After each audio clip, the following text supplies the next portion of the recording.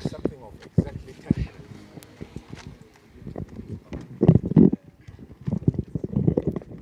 Oh.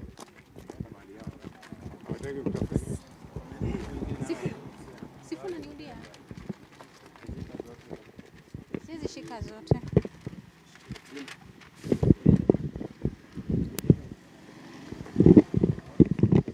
So, my brothers and sisters, mko tayari nianze? Uko sawa? Tuko chonjo?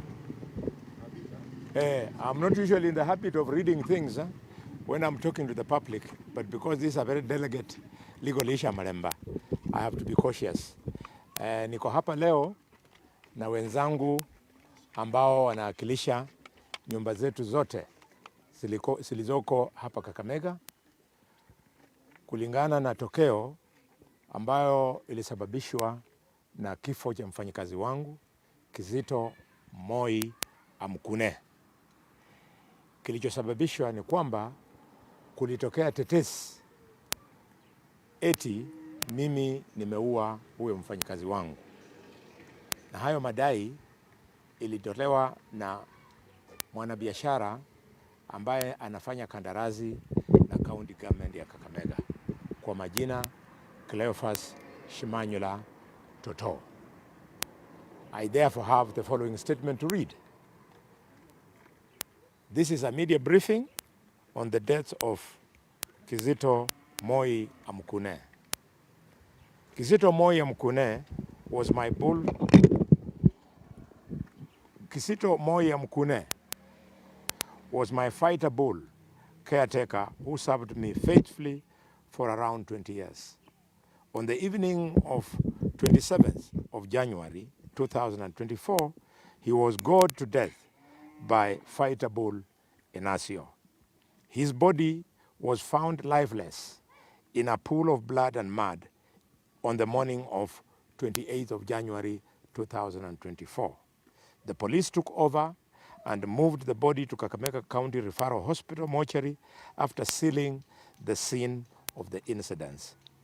On the 29th January 2024, a post-mortem was done by a team led by the county pathologist, Dr. Dickson Muchana. This autopsy established that Kizito Moi Amkune had lost his life due to excessive bleeding caused by multiple injuries sustained from goring by the horn of a large animal. A contractor of the county government of Kakamega by the name of Cleophas Shimanyula, alias Toto, disputed these findings by Dr. Dickson Muchana, which was also corroborated by police findings on the scene of the incidents. Cleophas Shimanyula, aka Toto, then went public with scandalous, defamatory, false, baseless, and unfounded claims as follows.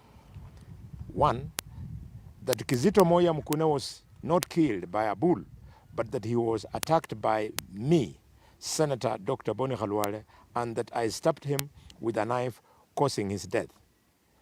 Something I did not do. 2, that I, Senator Dr. Boni Khalwale, went on and lied to the police and misled them to believe that the late was attacked and killed by a bull, which I did not do. 3, that I influenced the police in making their report on the investigations into the death of Kizito Moi Amkune, which I did not do. That I influenced Dr. Muchana in concluding from his postmortem findings that Kizito Moi Amkune was killed by a bull, which I did not do. That I had influenced the family of Kizito Moi Amkune to support the theory of death of their kin due to an attack by the bull, which I did not do. And finally, Cleophas Shimanyula claimed that I purportedly killed Kizito Moi because he was having a sexual affair with my wife, which was and which is not true. Following these public, wild, scandalous, defamatory, false, and baseless, unfounded claims, the barrio of Kisito, Moya Mkune, was stopped by the police on the 31st of January 2024, even after I had made elaborate barrio arrangements. We were taken through more rounds of interrogations by the police on the 1st of February, on the 2nd of February, and it culminated in a repeat autopsy by the government pathologist, Dr. Johansen Oduor, on 3rd of February 2024. This postmortem was attended by Dr. James Ahonya on behalf and on instructions of Mr. Cleophas Shimanyula alias Toto. Dr. Dixon Muchana, homicide and forensic experts from the national office, together with I, also attended the second postmortem. Dr. Johansen Oduor concurred with the findings of the first autopsy, and Dr. James Ahonya, on behalf of Shimanyula, also made the same findings. The public claims by Mr. Cleophas Shimanyula, aka Toto, gained widespread publicity in the local and national print and electronic media, as it did on social media, where it has been trending to date. These vibes arising from Cleophas Shimanyula's have caused the following grievous personal and corporate injuries. 1, to me, Dr. Boni Khalwale, it has cast aspersions on my integrity, profiled me as a liar and as a murderer. 2, to the police, it has profiled the police in Malinya, in Kakamega County, and in the region as incompetent and corrupt. 3, Dr. Dixon Muchana, these claims have profiled the doctor as incompetent and corrupt. 4, the county referral hospital. These allegations have profiled the county referral hospital as a den not of medical professionals, but of quacks. 5, the office of the Senator of Kakamega, it has been profiled to indicate that it is being served by a murderer. 6, the office of the Senate Majority Whip has been profiled to mean that it is served by a murderer. 7, the voters of Kakamega who voted for me in the general election of 22 have been profiled to mean that they elected a liar and a murderer.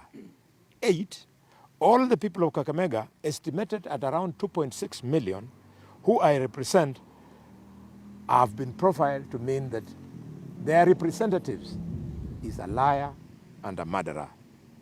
9, my wives have been profiled to mean that they are prostitutes. The wives I have are specific, and they are as follows. 1, Adelaide Khalwale, who died 5 years ago, is my first wife. 2, Josephine Khalwale. I beg your pardon. Wife number 1 is Adelaide Khalwale, who died 5 years ago. She's the mother of my first 3 children, all copyrights of mine, no doubt about their paternity. Josephine Khalwale, my second wife, she's the mother of 3 of my children. 1 who has completed university, the other 2 still at the university, all copyrights. There's been no complaint about their paternity. 3, Gloria Khalwale, who is the mother of 8 of my children. These 8, some are at the university, others are in lower levels of education. They are all my copyrights.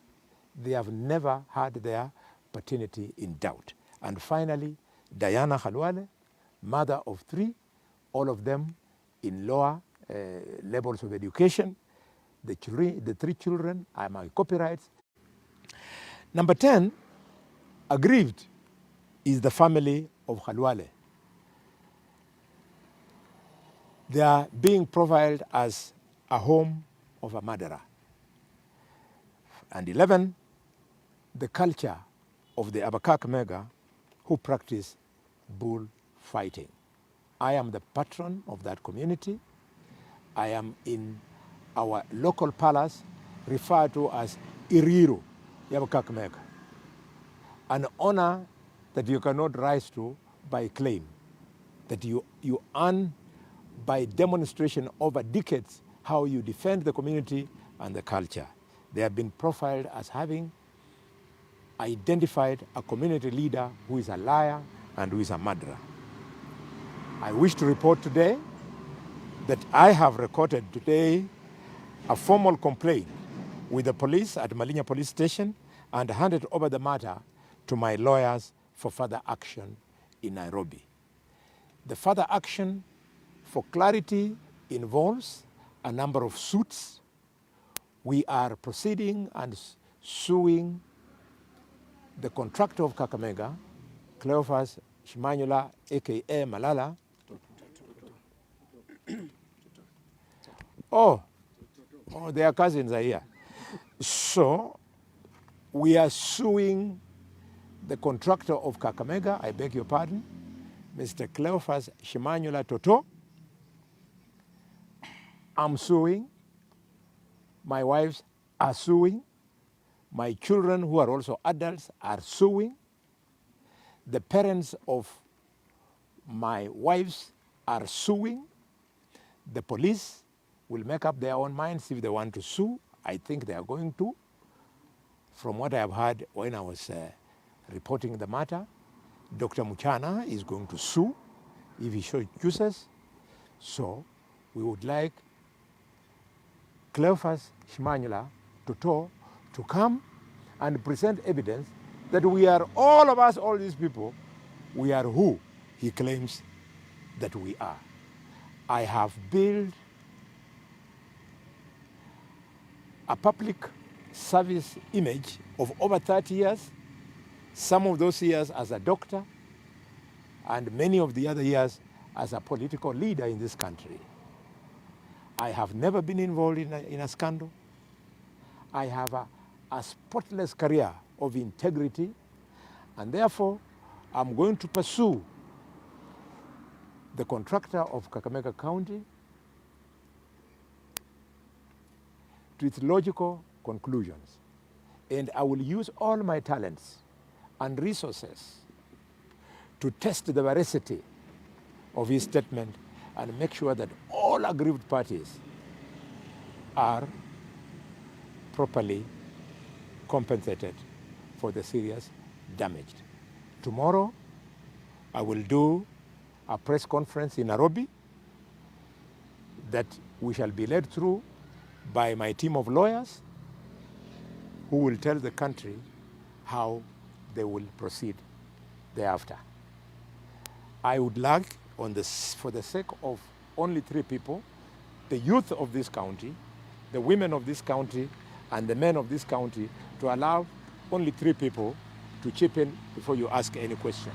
The first person mwenye nitaomba azungumze kwa niaba ya vijana is a youth from Bunyala constituency, Amunyala. You'll be brief because of the rain. Kwa majina naitwa David Barasa. Kwa majina naitwa David Barasa. Niko na ujungu sana kama mmoja wa vijana wa hii Kakamega County, na mama anatoka kwa area yangu. Mama anatoka kwa familia yangu.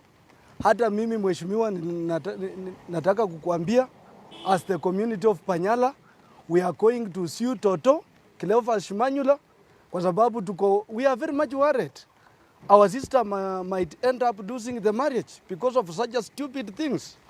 So tunataka Shimanyula kuje kotini atuambie kama msijana yetu really ni malaya, atuambie na tutolee hiyo ushuhuda tujue kwa nini ameaccuse msichana wetu.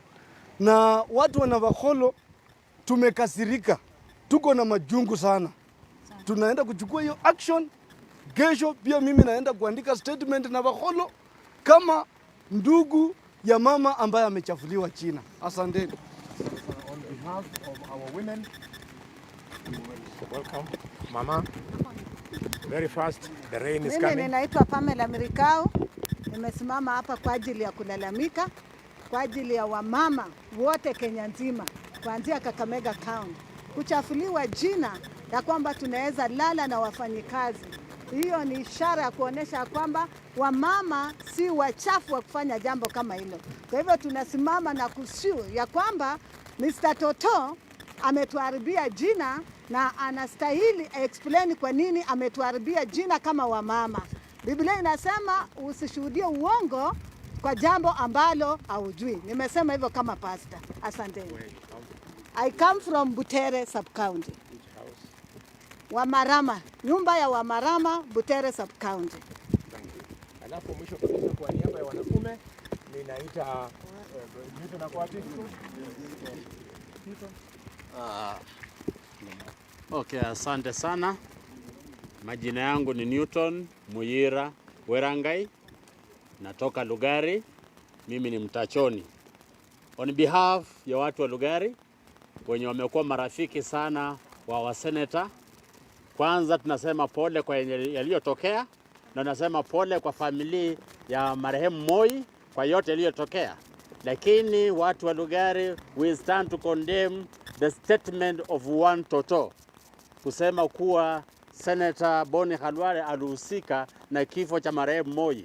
Sisi tunajua Senator is a straightforward person, ni daktari, ni mtu mwenye amehitimu kuchunga maisha, ni mtu mwenye amehitimu kutibu watu, sio kuua watu. Hawezi enda kinyume na taaluma yake ya kutibu watu, aende kuua watu. Sisi kama watu wa Tachoni, sisi kama watu wa Lugari, we condemn with the strongest sense chenye Toto alisema, na vile vile tunasimama na senator na tutakuwa nyuma yake kwa hii maneno yote. Kesi inaanza leo, tutasimama naye mpaka mwisho. Asante.